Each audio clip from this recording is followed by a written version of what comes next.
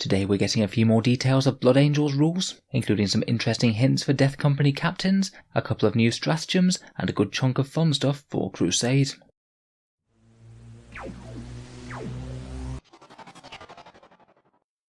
Hello and welcome back to Auspex Tactics, where I've been very much looking forward to the Blood Angels Codex release at the weekend. Today Games Workshop have unveiled a slightly different mechanic for Blood Angels, where you can now pay a few points to have your captains and lieutenants go mad and succumb to the death visions of Sanguinius. We're just going to have a quick talk through those new rules, a couple of the stratagems that they've previewed, and talk about the Crusade rules for Blood Angels that we've seen so far.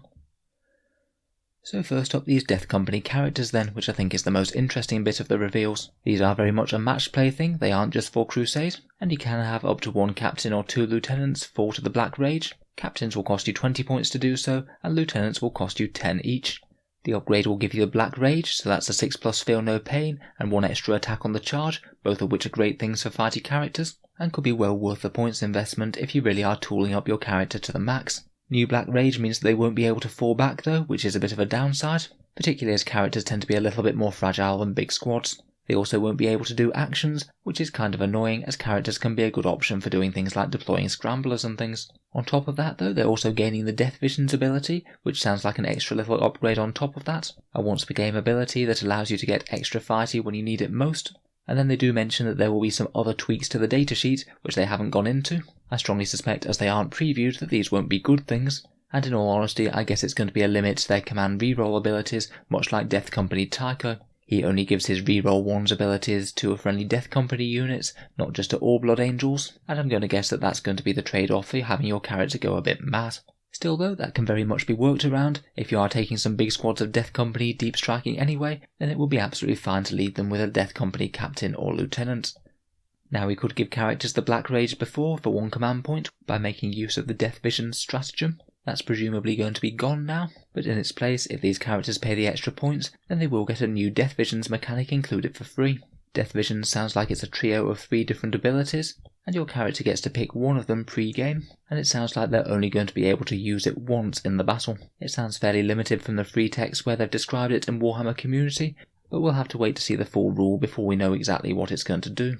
They've shown off one of the 3 abilities here, which is called On the Bridge of the Vengeful Spirit, which is of course where Sanguinius was martyred. You can only activate it if your character can see at least one enemy infantry character or monster character, which to be honest I think they will be able to against most armies. Most armies do have at least some infantry characters, and you don't have to be in combat with them, you just need to be able to see them. If you can activate it, then you add 1 to the model's attacks for every 5 enemy models that are within 6 inches of it, and you get to reroll the hit roll whenever the model makes an attack. Out of the 2, I think that the reroll the hit roll is actually the better bit. It's actually really quite powerful on things like Thunderhammers or Power Fists, where you're hitting on 3s, and the full rerolls to hit is actually going to be really relevant.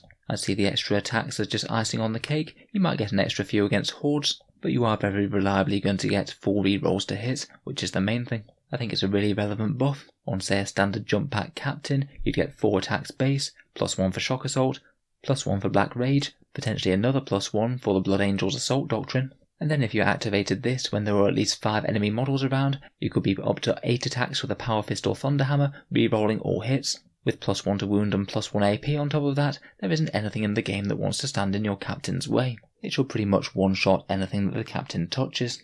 Potentially even better than this though, there is a 1 command point stratagem, which could allow you to use 2 Death Visions all at the same time. So you could potentially use this one in addition to one of the other buffs, which we don't know what they are yet. If they're another melee combat buff though, which they are quite likely to be, we could potentially amp up that damage output even more. They did confirm in the article as well that both Tycho the Lost and Lamartes will both be able to make use of this too. In particular, I think that Lamartes could be really interesting. We are going to have to wait for the new book though and see how all the relics and special characters shake out before we can be too certain whether or not the Death Company upgrade is going to be worth it. 20 points is an expensive upgrade, but it guarantees that they'll hit like a truck and be more survivable as well. Next I just wanted to mention this Angel's Sacrifice stratagem which they previewed yesterday. It's a 1 command point one, which forces your opponent to only attack one certain character if they're in engagement range of it. The idea is that the character sort of sacrifices their life to protect their other squad mates. As they said in the article, it could combo well with a defensive upgrade such as the Armor Indomitus or perhaps the Storm Shield. But to be honest, I think it's quite a niche stratagem, as the vast majority of the time if your opponent's in combat with a character, it usually does make sense to attack that character, as point for point they're not all that durable. and they're really high value targets to take out as early as possible. I really hope that our jump pack stratagems such as Forlorn Fury, On Wings of Fire and Descent of Angels don't get lost in the ether to make way for things like this. Finally, I thought that we'd look through some of the Crusade rules for Blood Angels. I think that we know roughly what we're getting in terms of Crusade content after the other books have released. A host of relics, including this Blade of Judgment, which might well be just one of the most powerful power swords that I've ever seen in 40k. It's basically hitting just as hard as a Power Fist with damage 3, and it also rerolls hits against characters. Could be a very solid pick for the Indomitus captain. They've got an interesting apothecary agenda, which is the search for the cure. This one can have sanguinary priests and apothecaries doing actions to try and find the cure for the Black Rage, and it doesn't sound too hard to achieve either, as you'll only be losing the apothecary auras for the duration of your own turn, and not for the opponent's turn, which is when you're really going to want it for that 6+ Feel No Pain. If you manage to search 3 objectives for the intelligence, then you get some extra experience points. The Blood Angels' fight against the Black Rage is one of the most iconic things about the chapter, and they've really gone to town with the Crusade rules on that, with all manner of rules as to the squads fighting against the curse. If Blood Angels get stuck into melee, which they typically want to do, they'll start to gain floor points if they kill lots of enemy models, and if you take 3 floor points, you roll 3d6. If it's greater than their leadership, then one of the squad members succumbs to the Black Rage. Really quite a cool way to build up some Death Company squads over the course of a crusade. And I quite like this as a similar way to how they used to do Black Rage, where you had to roll per squad at the start of the game, and you might gain some extra Death Company. I quite like the mechanic in the way that it feels somewhat uncontrolled, where you don't know quite who's going to succumb to the curse. If you want to keep your Blood Angels a bit more sane, then you can get a Custodian of the Lost, which represents the chaplain leading his brothers to salvation, as opposed to descent into madness. And if you really want to prevent any units being lost to the Black Rage, then for 2 requisition points you can use Blood Cleansing, which allows you to remove a floor point. Could be useful to protect a valuable unit, though it really is quite expensive. Once the units are in the Death Company Marines and Intercessor squads, not all that much is going to be happening to them besides a glorious death in combat. They pass any out of action tests, as they're basically soldiering grimly on towards death, and they don't gain any experience points, so they're not going to be getting much in terms of battle honours or battle scars. You can spend things to go the other way though. If you desperately want one of your characters to fall into madness, then that can be done for 1 requisition point, and you can be a Death Company captain or lieutenant there, as per the rules that we've already seen. And if you start to acquire excessive numbers of Death Company in the army, then you can have some of them seek an honourable death in battle via a Blood Angels agenda, where you're basically committing to getting them killed at the start of the game. If the Death Company squad is completely destroyed, then the entire rest of the army gets an experience point, as they no doubt get a bit inspired by their sacrifice. But if you fail, then you don't get the requisition point after the battle has been completed. Finally, and moving away from Death Company, they also mentioned that the Blood Angels will be getting their own honorifics. In Codex Space Marines, these are basically the rules for the unique captains that you can field, but as the Blood Angels deviate significantly, they have their own special captain roles and titles, such as this Master of Sacrifice. He can use that Angel Sacrifice stratagem that we saw earlier for free, and he can potentially get rid of floor points if the unit's destroyed and fails an out-of-action test.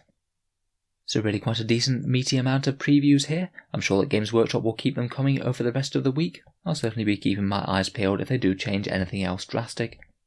If you'd like to see some more coverage of the Blood Angels Codex when it comes out, feel free to subscribe to the channel. I'll be getting a Codex review done just as soon as the rules are released. Finally, if you've been enjoying the videos and you'd like to help support the channel, I'd just like to mention that I do have a Patreon page, which you can find down in the video description. Making all of the videos does take a fair amount of time, and any support is massively appreciated. Channel patrons do get a few extra bonuses, such as being able to see new videos early, regular votes to see what sort of things happens next on the channel, and automatic entry into the channel's regular monthly prize draws with the chance to win some big model kits at the start of each month. At the start of December, it's going to be 3 start collecting boxes, with 3 people each being able to choose one of their choice. If any of that sounds good, or you'd just like to help support the channel, then the link is down in the video description below. In any case, a massive thank you for listening, and I'll hope to see you guys next time.